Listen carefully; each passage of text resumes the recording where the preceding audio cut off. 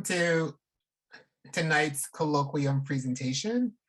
I'm Lionel Howard, and I'm the program director for the Cross Research Disparity Team of Education and Equality at the George Washington University here in Washington, DC. So I'd like to welcome all of our guests and our two presenters this evening for what I hope is a very interesting presentation and perhaps some thoughtfully engaged conversation towards the end. For all of our guests, I'm going to please request that you mute yourselves, and the chat feature is open. And so you are welcome to provide comments throughout the presentation, but certainly when we get to the Q&A section of the presentation, I'll try to monitor and track the questions that you are presenting to our candidates. I mean, not our candidates, our presenters. I'm making dissertation. For those of you who are not familiar with the education and inequality concentration of the PhD in education program at George Washington University, it is a scholarly community where we investigate the intersections of power, race, place, and identity as key areas informing considerations of education and inequality. A central focus is on understanding the intersections of communities, families, schools, service providers, and children as a part of the larger society and world in which they exist. Through our individual and collective scholarly activity, we search for ways to create opportunities for understanding, disrupting, and dismantling systems of oppression that have adversely and disproportionately affected the lives of marginalized, minoritized, migrant, immigrant, and BIPOC student populations. So it is most fitting to learn with and be in conversations with Dr. Sawyer and Rosales this evening. Dr. Sawyer is an assistant professor of teacher education at California State University, Bakersfield, where he also directs the liberal studies and bilingual authorization programs. His research explores the nexus of migration and education with a focus on Latinx children, youth, and families. He is also a specialist in the design and study of bilingual education programs and models for place-based and culturally sustaining pedagogies for English learners and other historically minoritized populations, especially in rural California. His recent work has been published by International Multilingual Research Journal, the Journal of Latinos in Education, and Teachers Education Quarterly. And he is the co-editor of the 2013 Teachers College Press volume regarding Educación, Mexican American Schooling, Immigration, Binational Solutions. Previous to his academic career, Adam served as a Spanish bilingual elementary school teacher in California and as an academic consultant to Mexican National Ministry of Education. He holds an EDM and an EDD from the Harvard Graduate School of Education. Welcome, Dr. Sawyer. His colleague, Dr. Rosales, is a professor of history and is the faculty director of the Social Justice Institute at Bakersfield College in California. His research focuses on labor and civil rights history in the American West, and he is a contributing author to Beyond Civil Rights, African American and Latina activism in the 20th century United States, which was published by University of Georgia Press in 2016, and also the Chicano Movement, Perspectives from the 21st Century, published by Routledge in 2014. Dr. Rosales is currently revising a book manuscript on multiracial civil rights history in Bakersfield to be published by the University of Texas Press. A past and current grantee of the National Endowment for the Humanities, he currently serves as a board chair for California Humanities. Welcome, Dr. Rosales. In a co-presentation format, Dr. Sawyers and Rosales will present their collaborative National Endowment of the Humanities funded project on bringing place-based humanities learnings to life for K-12 teachers through a curated, guided, and firsthand experience within numerous historic and cultural landmarks of the San Joaquin Valley in California. Connected to themes of multi-ethnic and multi-generational migration and rural agricultural labor, their project focuses on increasing the humanities knowledge and place-based pedagogical methods of K-12 educators, especially those serving rural communities and related to migration and rural agricultural labor. Their project seeks to illuminate the migratory and labor experiences of a multi-generational, multi-ethnic, and multiracial ensemble of rural Americans, as well as support teachers teachers in integrating rural historical landmarks into their teaching and curriculum, while considering the ties that bind rural Americans across time, space, and identity. Ultimately, their project seeks to help teachers expand their capacity to create a more perfect union and democratic society through substantive firsthand experiences with iconic rural landmarks and their relevance to K-12 teaching. So without further ado, I'd like to welcome and present Dr. Sawyer and Rosales to our community. Okay, well, thank you so much, Lionel. We really appreciate the invitation and the chance to be with all of you today. And to our audience, I can already tell we have a nationwide audience because I recognize some of the names of my students out there and extra credit rules. And I'm just really happy. I know it's a time of semester for all of us, no matter where we are in the educational pipeline, where we're tired and there's a lot to do. So we really appreciate you being here. So good afternoon. Good afternoon, muy buenas tardes a todas y todos. I'm going to go ahead and share my screen and move into an overview of our presentation today. So we're going to start off, Oliver and I are going to start off with just kind of stepping back a little bit into our positionality as academics and what's brought us to this work. We're from different backgrounds, different places, but yet we've converged on the many research projects, and in particular this NEH project that Lionel described for you. We will go into that, and then we will describe the place. It's a place that those of you in the audience from the Southern San Joaquin Valley know quite well, and maybe those of you, for others, it'll be a new introduction to the area. So we'll dive into the place and some of the unique facets, the assets, the challenges, and paradoxes, but just overall uniqueness of the Southern San Joaquin Valley, a place that Oliver is from and a place that me as an outsider has come to love. We then from there will present some work from a pilot study that we did. That was one of the steps that led us to the NEH grant. It's the Delana Oral History Project. So I will share some snippets from that pilot study to give you some background on kind of how we orient ourselves theoretically with this work, and some of what we've found so far in terms of the impact of these place-based projects, these critical place-based projects. From there, really Oliver will take us through really the landscape of the grant itself, this National Endowment of Humanities grant, and the sites we will visit, and really the structure of the experience. From there, we will discuss some implications and really next steps. We're kind of always, as academics, always think of that next thing we're going to do from here in terms of impact, both scholarly impact, but also the practitioner impact of this work. And as Lionel said, we'll go from there, hopefully, to a really wonderful conversation with all of you. All right, so I'm going to turn it over to my colleague, my wonderful colega, Dr. Oliver Rosales from Bicultural College.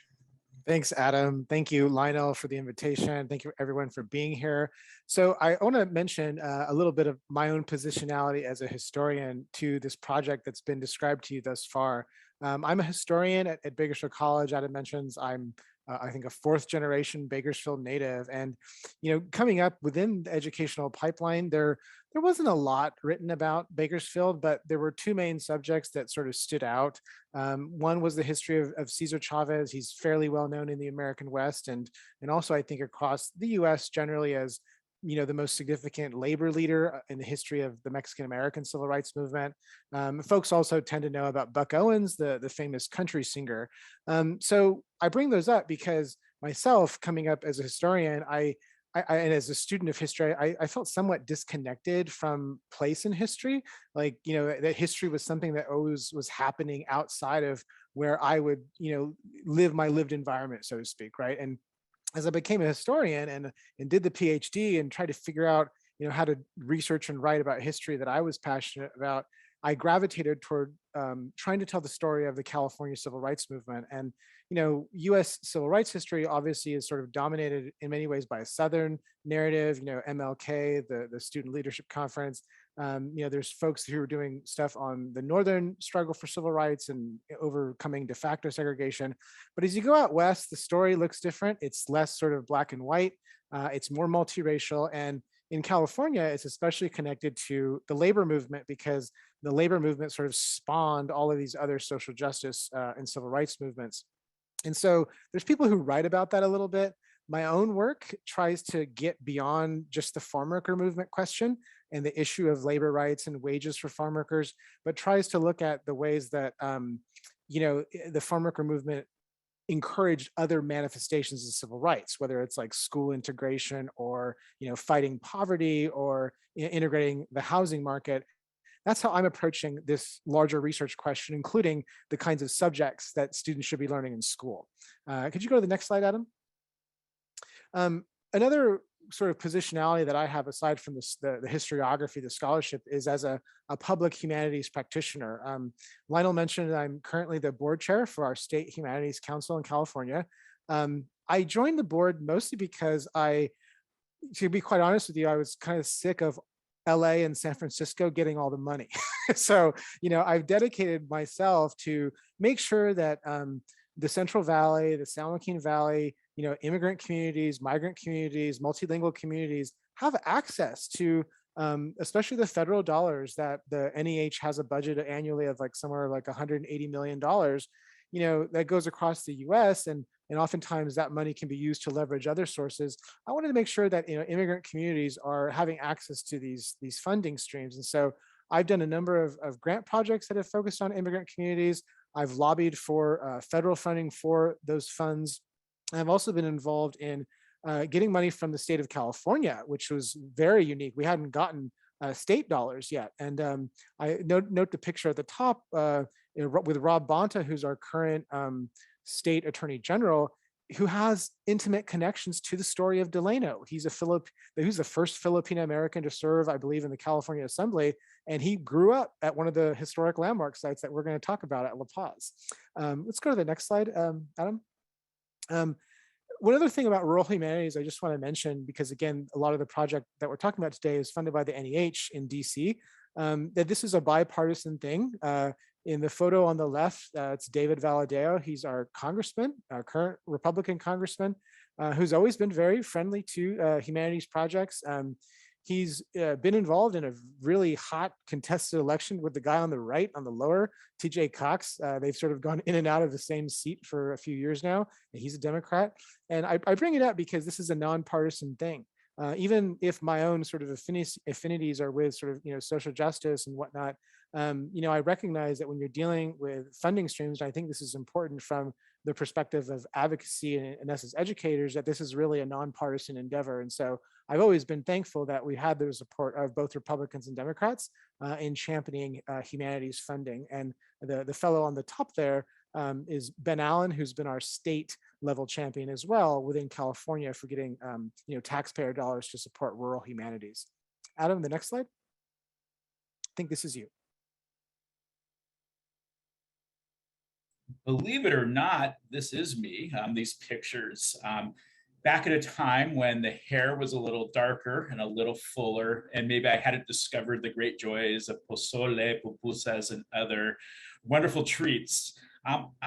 Where I start with in my work, and certainly all the work I do, including this project, is this background as a second and third grade teacher. These are pictures from the little community of East Palo Alto, California. Not Palo Alto, East Palo Alto, other side of the freeway.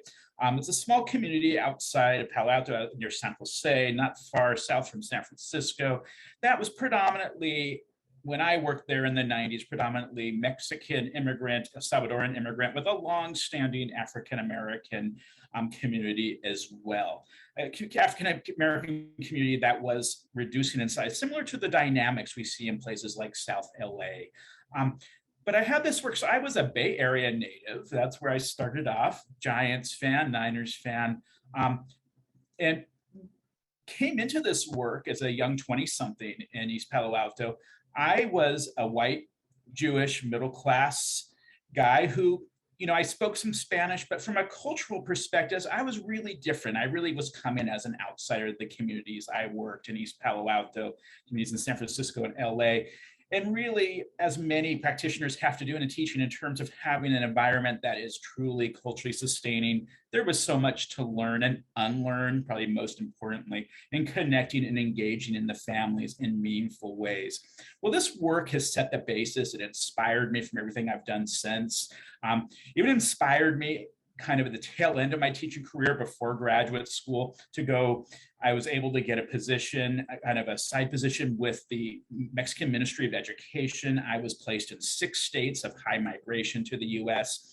This was kind of an attempt on my part to really get a deeper sense of the international dimensions of migration, international dimensions of schooling, and how institutional and cultural contexts can overlap but diverge. And it was really my way of becoming a better scholar and better educator in the population I had been committed to. From 2004 to 2010, like many of you, I was in grad school. 6 years, you don't get those years back, but they do pay off. And from grad school, really my first stop after grad school was coming back to California, but to the other California. I came from coastal California, and then I moved to the Central Valley. I had a job in Delano at the Bard College Master of Arts in Teaching program that was on the site of Delano. That's where I met Oliver and I met. And we co-taught courses on history education for future teachers.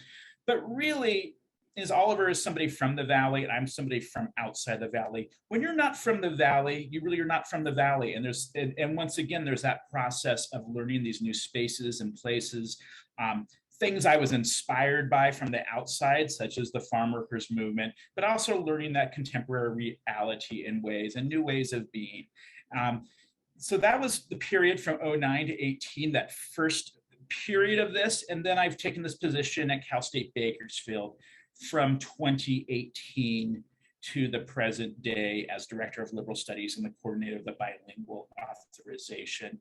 My research is really connected to Latinx education, bilingual ed, culturally responsive and culturally sustaining pedagogies.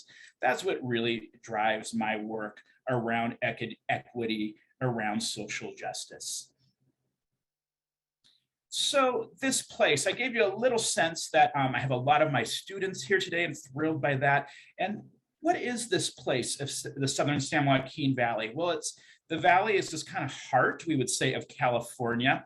And where we are in the Southern San Joaquin is this bottom portion. This is to kind of differentiate it from the coastal California, perhaps the glamour, glitz, and profile of places Hollywood, LA, the Bay Area. Gerald Haslam, a writer who wrote extensively about the Valley, termed it the other California. And it really is a unique and distinctive place, and one worthy of attention, and certainly in our equity work. It is a place of immense historical and literary legacies, for one, right? If we think back to John Steinbeck and the Jodes went over the mountain into the promise of California. When they came over the mountain, it was into the Southern San Joaquin Valley, just south of Bakersfield, right? This has been memorialized and chronicled in literature, so tying to that Dust Bowl migration. Of course, many of us have been raised knowing about the UFW 1965 grape strike, which is one that really captured, that inspired activists around the country. And certainly somebody like me who grew up with, I grew up in Berkeley, so you imagine the leanings of my parents, right? It certainly was a movement that inspired us. It is a place incredibly rich in cultural and linguistic diversity owing to this migration that has been tied to this history of agriculture, right? And certainly the Latinx population is a very, very significant population for us. Over 60% of our student population at Cal State Bakersfield. We have school districts that are more than 95% Latinx. So really a lot of the future of Latinx California is right here in this valley. The Central Valley is really breadbasket to the nation and world. 2/5 of the nation's food supply comes from this valley. So that importance in the US economy and food supply is immense. But paradoxically, right, you think about these assets, you think about this abundance, it is also a place with very high levels of poverty, right? Numbers we see on par with Appalachia, and certainly the area of most in poverty in the California context. Also paradoxically, right, in a place that feeds so much of the nation and the world, it's a place of food deserts and childhood hunger. And certainly education and health disparities, everything ranging from high school graduation, suspension and expulsion rates, health disparities such as that of rates of asthma and other maladies that really break down along the lines of race and class. There's also one for those of us concerned, right, with culturally responsive, culturally sustaining pedagogies, critical pedagogies. It is one that has been historically a subtractive schooling context, and which you will see some of the data of our pilot study in which there has been limited teaching of the farm workers movement in local schools that really owes to some of the historical dimensions that Oliver will go into now. Yeah, so Adam mentioned he's at CSU Bakersfield and that the history of the farm workers movement hasn't been taught. And I wanted to share this as a sort of anecdote example illustrating that those structural barriers. So a few years ago, I was communicating with John Butler, who's an emeritus professor at Yale and the former president of the Organization of American Historians. And I was on a committee with him and we sort of were chatting it up because his first job was at Cal State Bakersfield, where Adam teaches, when it opened in 1970. And so John wrote to me, he said, you know, CSU Bakersfield opened in 1970 and I came in 1971. And we, the faculty, were quickly instructed never cap to mention the grape workers or Cesar Chavez, because reputedly the DeGiorgio farm family was very supportive of CSU Bakersfield. And the then president, Philip Wilder, who left to become president of Hartwick College in upstate New York, glowered at any mention of Chavez, end quote. And so I bring that up because, you know, by 1970, 71, Cesar Chavez had been on the cover of Time magazine. He had already signed the first contracts for farm workers in the history of the US. So he was widely noted and respected through both the grape strike and the boycott nationally and internationally. Yet at the only institution of education that offered a BA, right, in higher education and teacher training, you couldn't engage the topic administratively. Let's go to the next slide, Adam. So a couple of other quick things I just want to cruise through to orient you to the history of the region and the contemporary reality of segregation within the region, which is a backdrop for our grant. These are some 2020 sort of census between 2010 and 2020 data, this showing you racial segregation within the region, the green being the Hispanic population and the brown being essentially the white population. And so what you'll see is that the sort of southeast part of the city of Bakersfield on the other side of the Southern Pacific Railroad tracks is sort of historically where Hispanics have been located. And then the northwest portion of the city is sort of historically where the white population has been located, particularly after the Civil Rights Movement, when there was a lot of white flight as the local city school district became racially integrated. And as you move into the rural peripheries to the north, into these small agricultural communities like Delano or McFarland, if you've seen McFarland USA with the Disney movie with Kevin Costner, these are basically, you know, anywhere between 80 to 100% Hispanic Mexican. Next slide, Adam. This is another visualization of that racial segregation. So in this case, the purple dots are the densities of the Hispanic populations on the east side and the southeast part of the city. And in the northwestern parts of the city, it's more blue, which is the white population. Although, as you'll see, there are certainly some sprinklings in and Hispanic migration into the west, which is causing great fear among some of the white population. And if you were to zoom out at a sort of macro level of the valley, it's basically going to be almost entirely purple with, you know, dominated Hispanic populations. Good, next slide, Adam. There's a couple other indicators just to show you it's not just about race here. This is a language chart, again, showing you the prevalence of basically Spanish in the southeastern part of the city with English in the northeastern part of the city. Next slide, Adam. This is another one showing you not language, but income. And so in the green, this would be the white population. The median income is above, what, $60,000, $70,000. And in the southeastern part of the city, it's below $30,000. Next one, Adam. Beyond census, there's some couple of artifacts of segregation in the region I wanted to share. On the right-hand side, it's a sign on the roadside from 1946 in Bakersfield saying no colored trades solicited here. So in parts of California, you certainly had a kind of de facto segregation within places of public accommodation. On the left, this is from the Bakersfield Californian, which is the kind of main newspaper within the city of Bakersfield. This is around 1911. Might be difficult to read, but the Eagles Club was a very prominent fraternal organization in town. They still have a club there today. And if you zone in on the green box section, it says that they were having a community celebration where, among other things, besides getting your hot dog, you could play the quote, "hit the N-word," end quote. And so this is a sort of, popular game that was sort of played within Jim Crow America. And Bakersfield, being a multiracial place, was populated along with other places in the San Joaquin Valley with ex-Confederates that after the Civil War had moved out to Central California and brought with them their racial views. Next slide, Adam. This is another artifact of segregation. This would be in the southeastern part of the city over on Niles Road. You see here an advertisement for a colored preferred housing. Next one, Adam. This is super exciting. This is not an artifact, but this is a current educational project that's happening also at CSU Bakersfield. So some of you in DC might be familiar with redlining maps. So, in American cities like DC or Detroit or, Los Angeles, the Federal Housing Administration in the 1930s redlined loans, right, for subsidized housing, right? So a lot of white families could get really low interest loans to stay in their homes during the economic crisis of the 30s, and that helped white families build equity, right? Black folks especially were excluded from those low interest loans, and so they didn't build up that capital. And the government manufactured these maps so bankers kind of knew like where the Black populations were so they could exclude them from that. Now that also went down in Bakersfield, but there's no map, there's no historic map for Bakersfield because those maps, the federal FHA maps, were only for cities of greater than 50,000.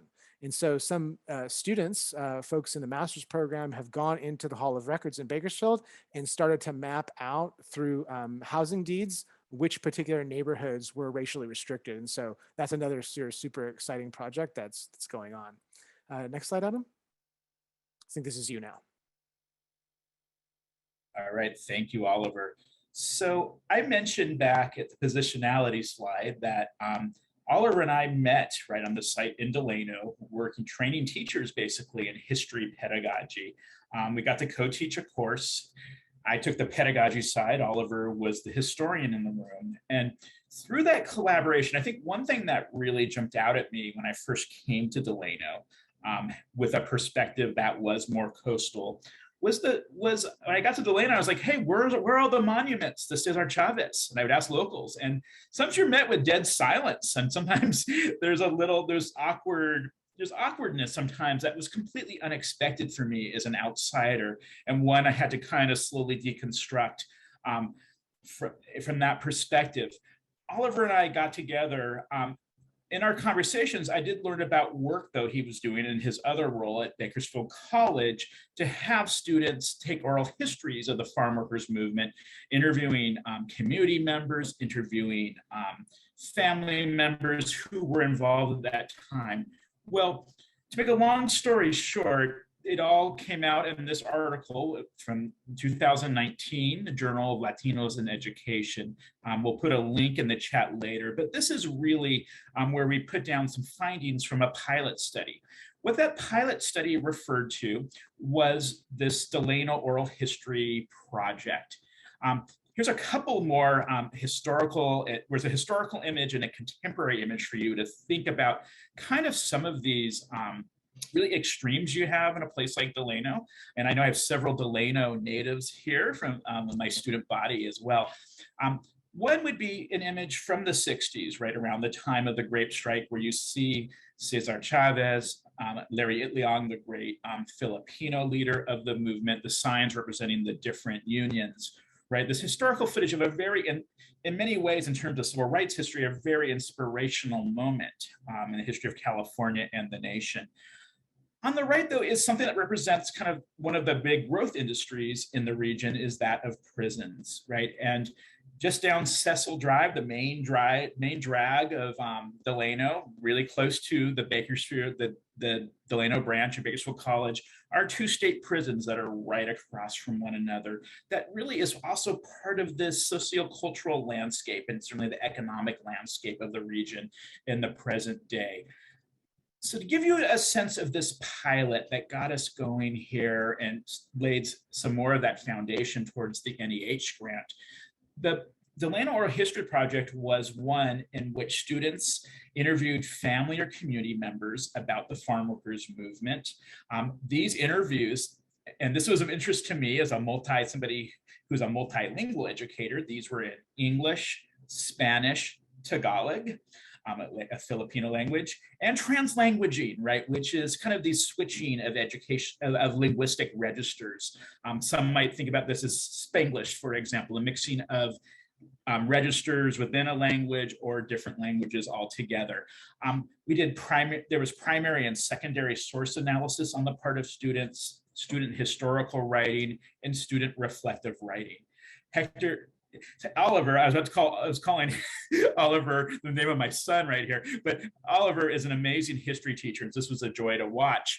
From the research perspective, Oliver did instructors' field notes. We had a student background questionnaire. We also conducted focus groups, interviews, transcriptions and coding. And then we, from there, did transcription and coding, as well as examination of student work.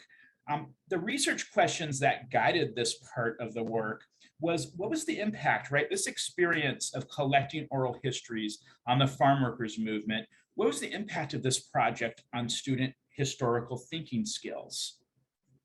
What was the impact on student perceptions of home culture and community cultural wealth? Student future aspirations.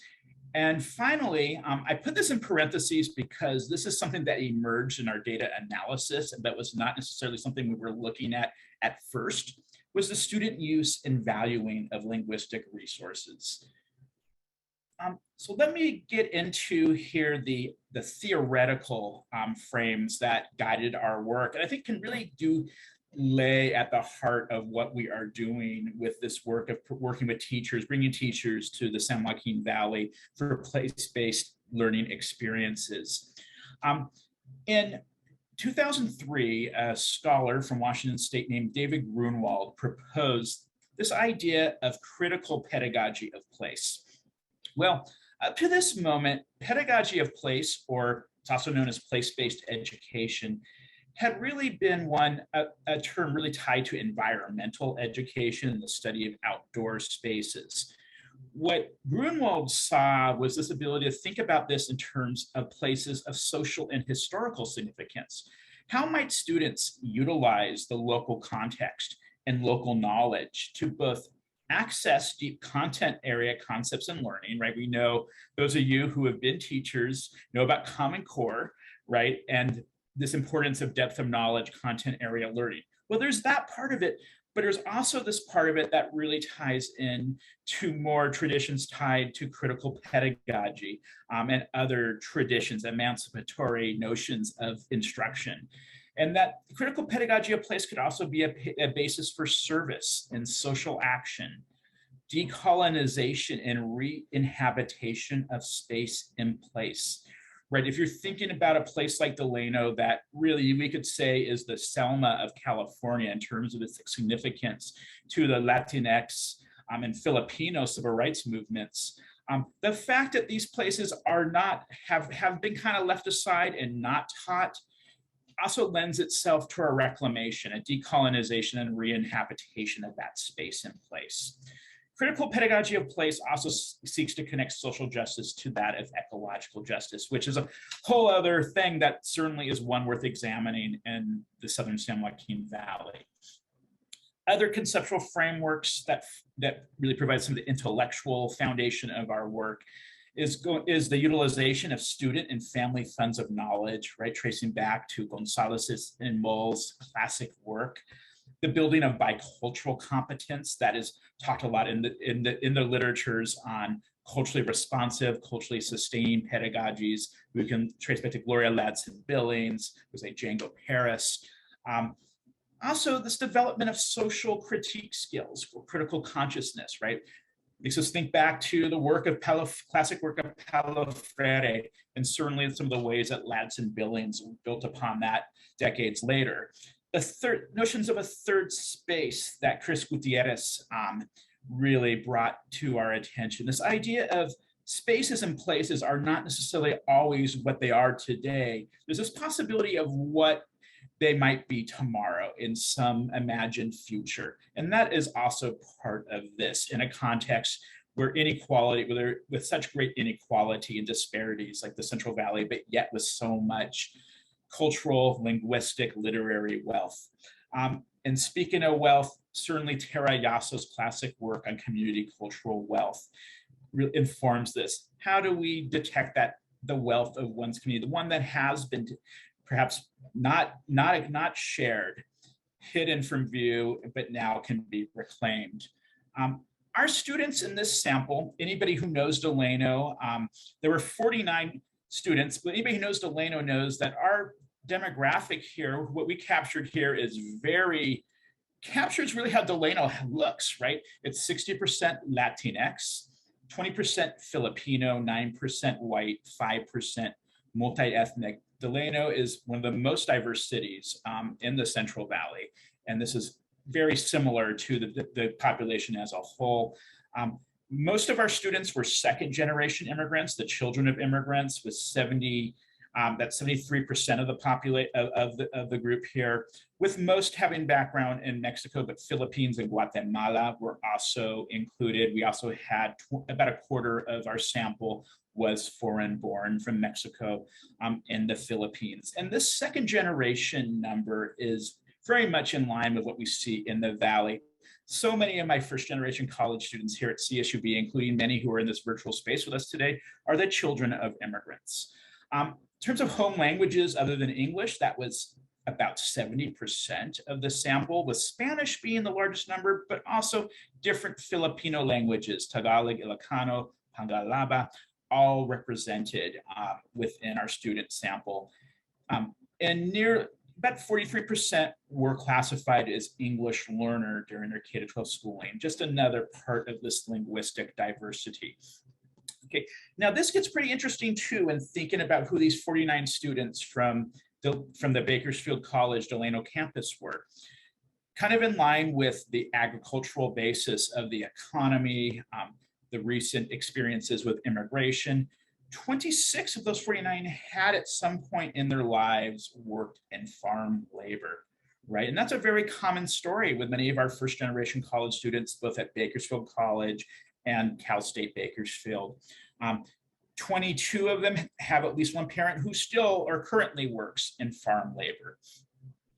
Now, this one's a big one, and this goes back to that letter that Oliver shared earlier, and some of those impressions I had as an outsider coming to the Valley of, we know the song about Bruno, right? But I got the sense that we don't talk about Cesar Chavez or Dolores Huerta when you came to the Central Valley in some spaces, right? And certainly some spaces in Delano. Only 8 of our students of those 49 had received any instruction on the farm workers movement during their K-12 education. And anybody from California knows our whole 4th grade social studies curriculum is devoted to California. So it's pretty amazing that even a cursory introduction to the topic wouldn't have been brought in. And lastly, 33 of the 49 were the first in their family to attend college, which is very similar to our demographic in both the community college space at Bakersfield College and the 4-year University Cal State Bakersfield.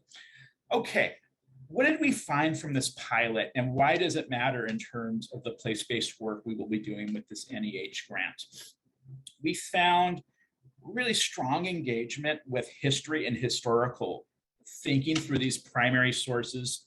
If you think about it, these primary sources for students were these oral histories conducted in really meaningful ways with members of the community or family members over a piece of local history, very significant local history, right? You make it relevant, and there's going to be engagement. The connection with the home culture, the fact that so many of these interviews were conducted with family members, right? Was that idea of that being another connection and appreciation of one's home culture within a context we know that has been decidedly subtractive.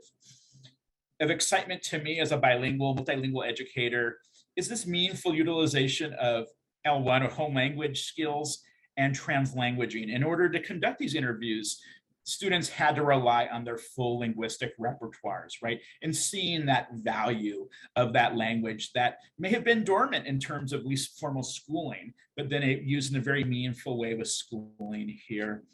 Empathy for the farm workers and undocumented, transnational awareness, given that many of the interview subjects had lived in different national spaces over time or the course of their lives.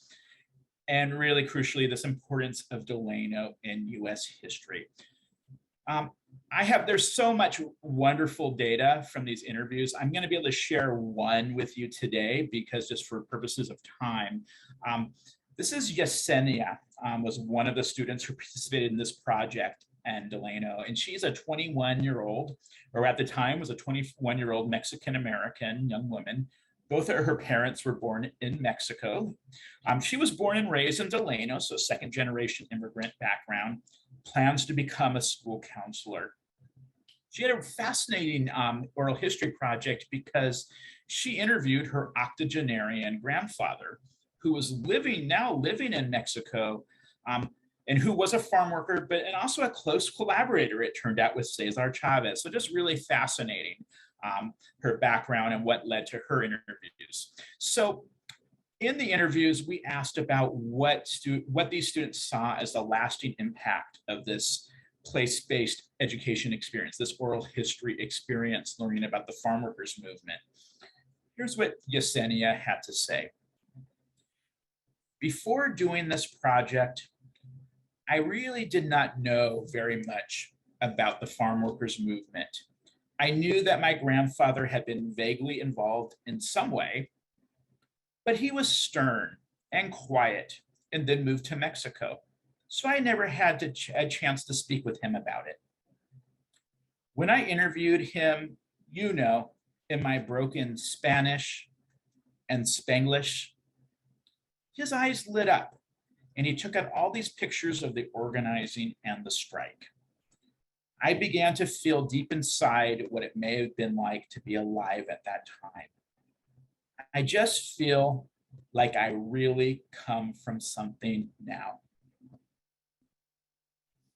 I'm just gonna let us sit with that one for a second here. And so the one thing that jumped out to Oliver and I in the analysis in terms of us being both history educators, right, and social science educators, is just this sense of what we call in the field historical empathy, right? I began to feel deep inside what it may have been like to be alive at that time. Well, that is rich, right? When you get to that point of that connection to history. And on other levels here, right? This connection with her grandfather, who was kind of a distant figure in her life. She did not have this deep connection with him, and really find out how amazing he was, right? And being able to have this meaningful engagement with him, and kind of long dormant in terms of academically speaking language skills, right? Using that full linguistic repertoire, they're all assets, right? Even if that Spanish is not the King's Spanish, that's okay because it allows communication, right? That she was able to make that connection with him. And then this community cultural wealth, right? Or even this sense of where she's from and what might be possible, right? I just feel like I really come from something now, right? And the Central Valley can be very maligned, right? In the California narrative, when you go to other parts of California, and certainly we don't celebrate these spaces the way we can, but this was a moment of celebration for Yesenia. I'm going to move forward here to the grant now and turn it over to Oliver. And I encourage you to read our paper to get some of these other testimonies from students. Yeah, I'll just give a quick overview of what the grant is. I've already mentioned this is funded by the NEH, but in 2023, we'll be able to use the funding, $190,000, to provide a professional development experience for teachers from across the US to come to the San Joaquin Valley to be in residency at CSU Bakersfield for 1 week in 2 different week sessions. And they'll get to visit 4 historic landmarks that we'll show you really quickly. And they get a chance to interact with visiting scholars, cultural interpreters, and also have a sort of university setting with seminars with Adam and myself, and again, visiting scholars. Let's go ahead and go to the next slide, Adam. So this is a brief abstract of it. I just wanted to read this to you to kind of crystallize what the project is. It says, from the exhausted hope of the Jodes to the tenacity of Cesar Chavez, from the austere Garveyan self-reliance of Allensworth to the lyricism of the Bakersfield sound, very few locales have captured the promise, struggles, artistry, and multi-ethnic tapestry of rural America more than California's San Joaquin Valley. This place-based workshop features 4 historic rural landmarks related to multiracial agricultural settlement since the late 19th century through the era of the farm worker movement in the 1960s. Participant field trips will include cultural heritage interpreters, visiting scholars, and companion digital archive material related to Allensworth State Park, Sunset Labor Camp, National Chavez Center, and various historical landmarks located in Delano, California. Hosted by CSU Bakersfield, participants will draw linkages to K-12 curriculum with a focus on teaching the rich and diverse history of migration and agricultural labor in the United States. Now, juxtapose that with what the dean said. Next slide, Adam. These are the landmark sites. So here you see Bakersfield right in the middle. To the north, you have Allensworth, which is the only state historic park in California that is sort of dedicated to African-American history. It was a sort of independent site set up by Black people for Black people in that kind of United Negro Improvement Association Garveyan fashion that I was describing in the abstract. And again, a lot of African-Americans after the Civil War went west trying to escape Jim Crow, and one of the places that they settled was Allensworth. And it's, if you go to Allensworth today in the month of February, you're going to see Black folks from all across the West that go. It's really this kind of diasporic place for African-Americans in the West. South of that, you have Delano. This is about 10 miles. The number of historic landmarks there associated with the farm worker movement. This, I guess it would be the southeast of Bakersfield in Lamont. You have there the 48, or not 40 acres, but the Sunset Labor Camp. This is the setting for the Grapes of Wrath, John Steinbeck's book.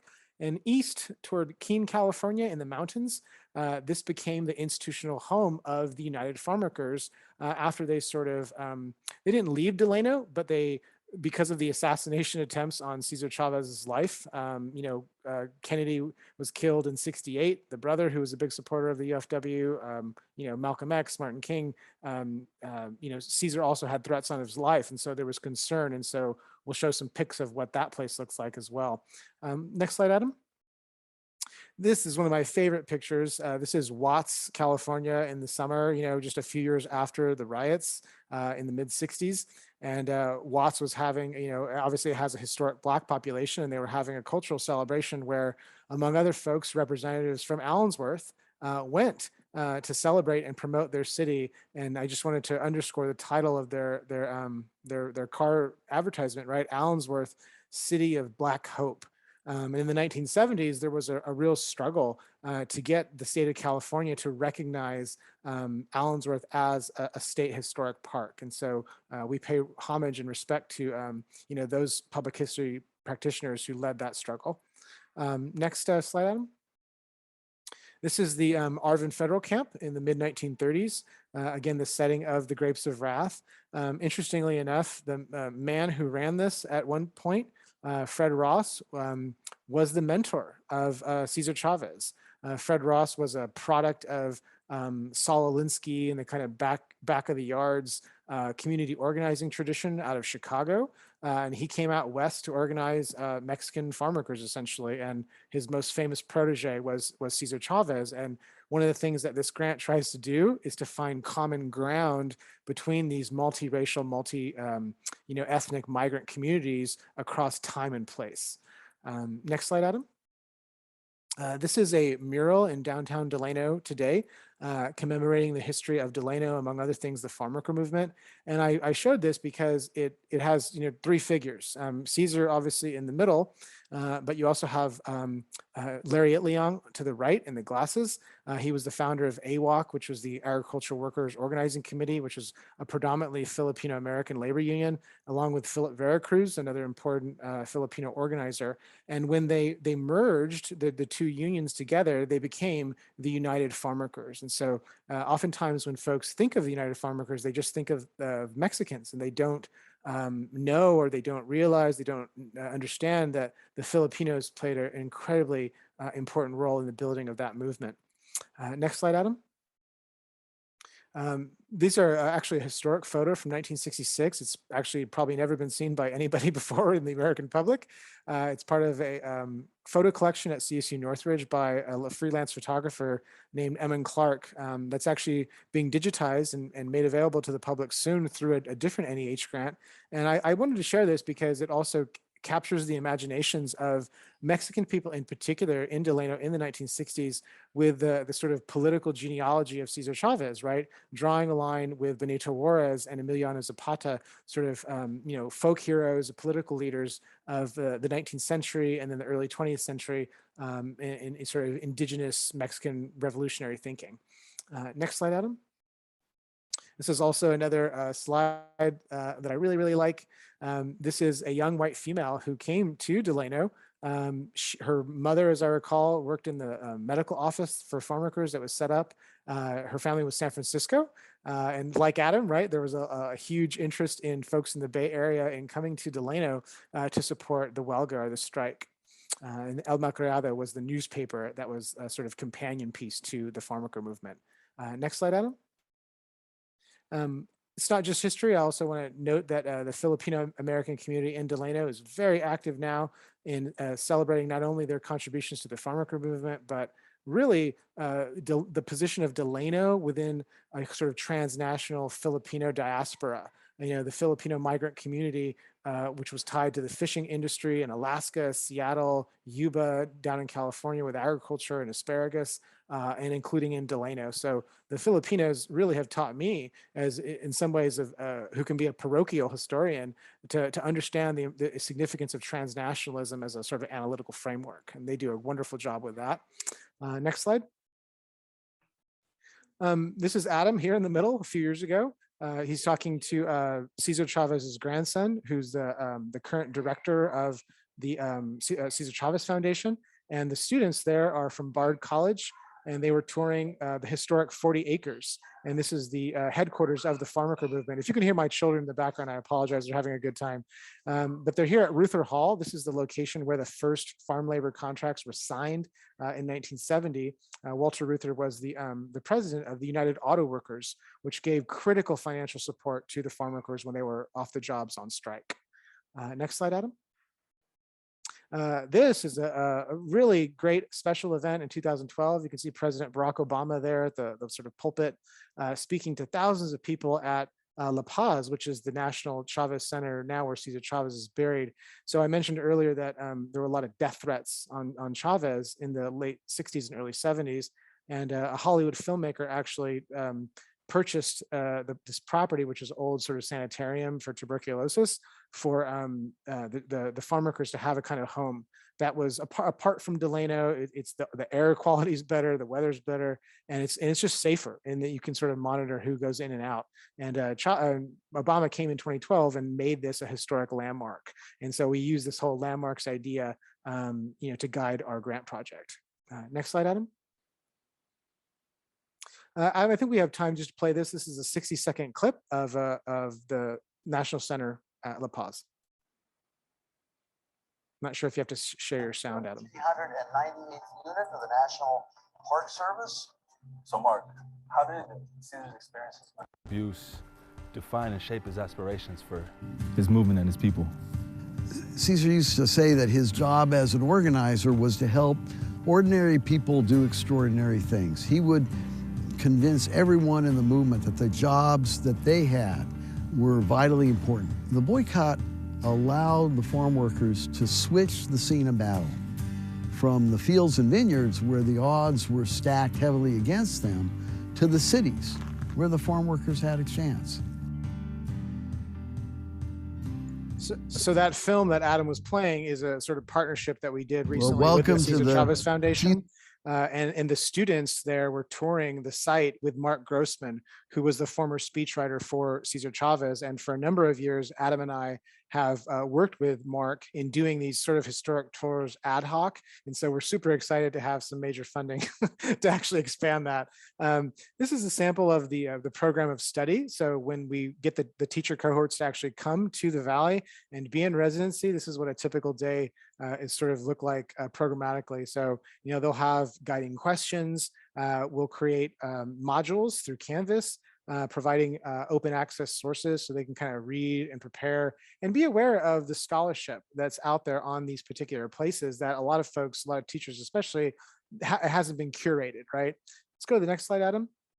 And so, you know, basically over the course of a week, this is what a typical day would look like. You know, in the morning, we're going to be taking buses out to these sites, meeting with the cultural interpreters, having that sort of hands-on experience, eating good food. And then we retreat in the afternoon back to CSUB to have the kind of seminar experience, talk about the readings, talk about the field experiences. And it's not only in person, but through using a learning management system, we'll be able to have a kind of virtual engagement with the teachers along the way. Next slide, Adam. So I was just going to chime in on this point that this is going to be in the summer of 2023. And I know that there are maybe some current and certainly aspiring teachers in the room. So we welcome applications. That applications will open in November. And we will really welcome that involvement nationally. And one thing that's wonderful here is that we will have these place-based experiences. And Oliver mentioned there'll be this time later to think about this application to practice. Participants will be in small groups and they will work with a seasoned teacher educator or local educational experts and visiting scholars to think about this application in the K-12 classroom. Yeah, and to reiterate, it's fully funded. We're so excited Yes. to provide a paid professional development experience for teachers and, as you say, aspiring teachers as well. Yeah, and Bakersfield's beautiful in the summer. We'll have lots of water. It's hot, but we'll have lots of water. We'll make sure there's access to the swimming pool. That's right. So kind of extending this work, right? We're already thinking about some of these next steps. And we're already working on an IRB for when we have the participants come with us for the summer, is really to think about what is this going to be like from our vantage point, this impact on teachers. We saw a little bit of the impact on students when we had the pilot project. Well, what's this impact on teachers, both from the Valley, but maybe from another outside places where there could be marginalized experiences, marginalized places, and what's that impact on perception, but also future practice? There's a book project that this is stemming into. We kind of workshop the name a little bit for the title of this talk. It's Reclaiming Space and Place in a Bilingual Bicultural Future in California's Breadbasket, but really juxtaposing this work with what we gain from these place-based experiences with other ways that reclamation is happening in the Valley.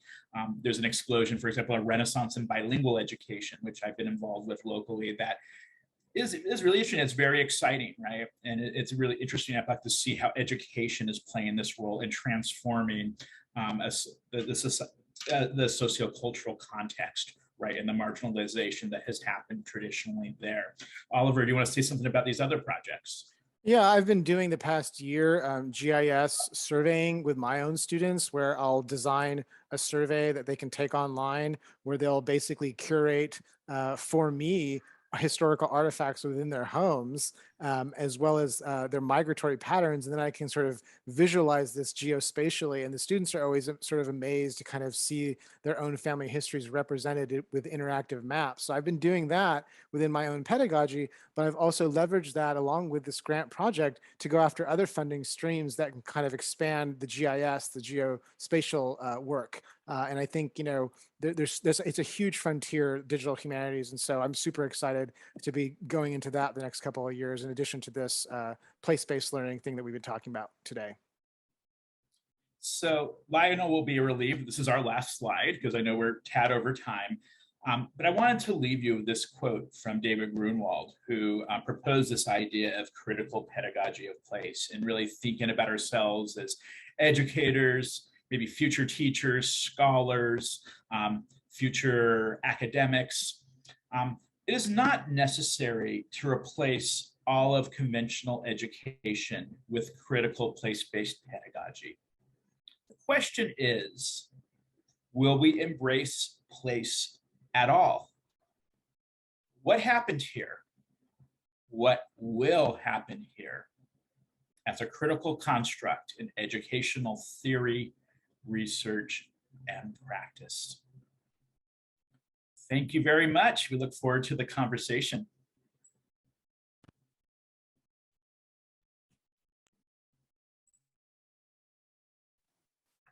Thank you, Adam. Thank you, Oliver, for that, that presentation. You've given me, and I imagine our guests as well, so much to think about